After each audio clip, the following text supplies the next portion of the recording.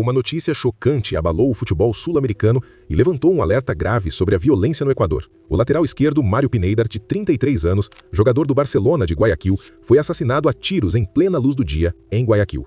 Mas antes de continuarmos, me segue para não perder nenhuma notícia do mundo da bola. Um crime brutal, ainda cercado de perguntas, que não envolve apenas um jogador famoso, mas escancara um problema muito maior que vem se repetindo no país. Mário Pineda era um jogador experiente, com uma carreira sólida no futebol equatoriano.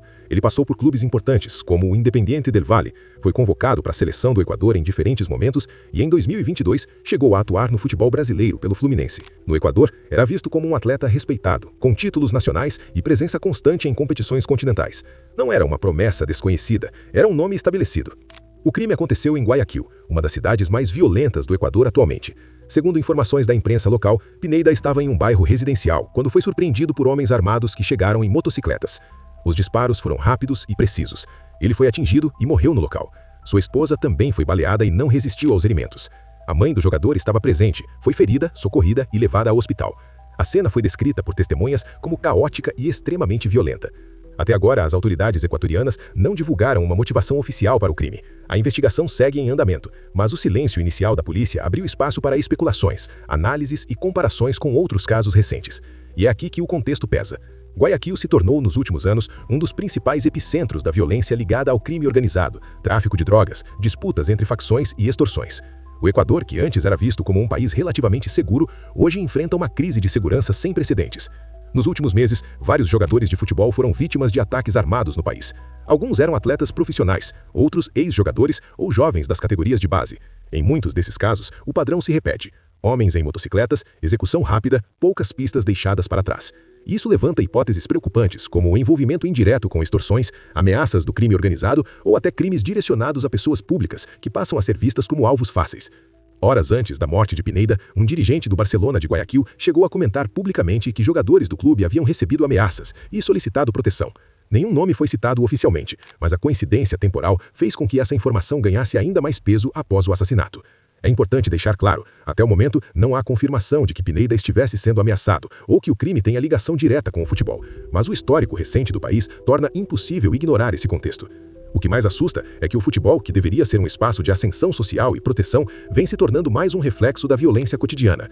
Jogadores, mesmo famosos, não estão imunes. Muitos vivem nos mesmos bairros onde cresceram, circulam sem grandes esquemas de segurança e acabam expostos a uma realidade cada vez mais brutal. No Equador, essa fronteira entre fama, vulnerabilidade e violência parece ter desaparecido.